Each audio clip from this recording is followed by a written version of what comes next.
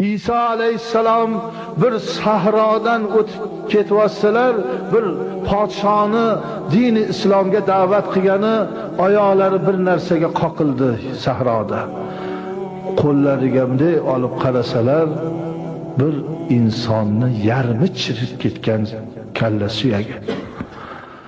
Yig'lab Allohga munojat qildilar: "Ey Rabbim, buni o'zing uchrattirding. Bu kimni aziz boshi, qaysi insonni boshi bu oyoqlarda, sahroda oyoq ostida yotibdi, yarimi chirib qorayib." Alloh aytdi: "O'zidan so'ra, o'ziga berdi." Tilla. Kalla aytdi: "Ey Allohning payg'ambari, men sultonman. Sultoni jangchini kallasiman. Şu sahra bir paytlar poytaxtimidir. Manaqa bandaqa zo'r podsho bo'lmagan edi dunyoda. Men bosmagan, men olmagan mamlakatlar qolmadi. Hamma mamlakatni o'zimga tobe qildirdim. Shu chirib ketayotgan kallada 7 ta gavhar qadalgan oltin toj kiyilib turardi. Xizmatkorlarim tavus patidan yelpig'ich qilib, soyabon qilib tepamda shu kallamga oftob tushmasin deb soya qilib turishardi. 100 mingta askarimni o'zini kamari oltindan edi. Kimlarga mansab berdim, kimlardan mansab oldim. Dunyoni butun mol dunyosiga egalik qildim. Kasal yo'q. Nuqul zo'rman, yengaman, dardim yo'q, g'amim yo'q. O'zim Xudo bo'lsam kerak dedim deydi kallaydi. Mana men jon beryapman-u, mana men saqlab qolyapman-u, mana men kimni baxtli qilsam baxtli qilyapman-u, men de menga sig'ininglar dedim deydi.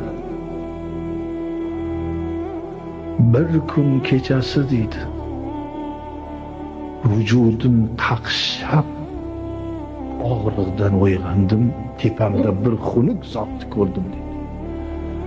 Azroil alayhissalom yaxshi odamga eng yaqin do'sti bo'lib ko'rinadi.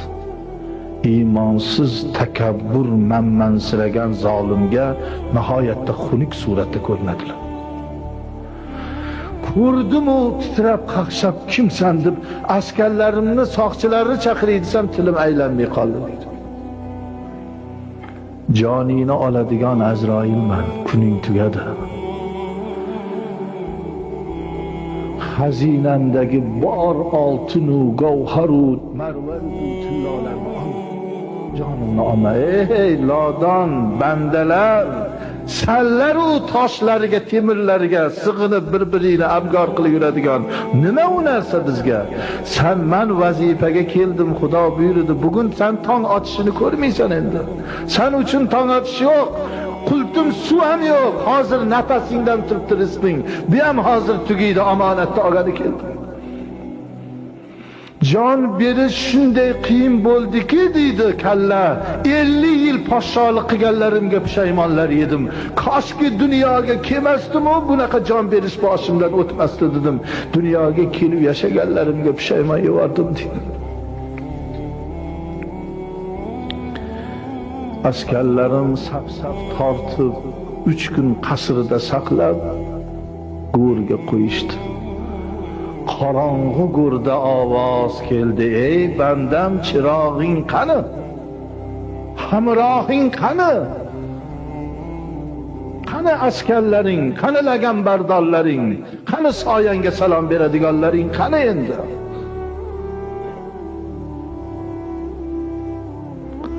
"70 yil umr berdim, 50 yilligini podshohlikda o'tkazding. O bir-birdan nonni zo'rg'a topadigan ham bandam edi. Uni kambag'al qilib sinadim, seni podshoh qilib sinadim. Biron marta shunchalik davlatda podshoh bo'lib turib men uchun nima ish qilding? Bir madrasa qurdingmi? Bir masjid qurdingmi? Bir yetimlarning holidan xabar oldingmi? G'arib g'urabolardan, ilm o'qiyotgan taliblardan insonlarga biron ish qildingmi ki bugun senga shu narsa hamroh bo'lsa go'ringdan? Ha? Nima qilding? 50 yil bitta ish qilsang ham qancha savobini berardim senga. Bandam, Sen faqat shahar buzding, qirding, ezding, o'ldirding, vayron qilding. Olimlarni o'ldirding, madrasalarni buzdirding. O'zim xudoman deding. Endi senga beradigan azobimni endi o'zing bilib olaver.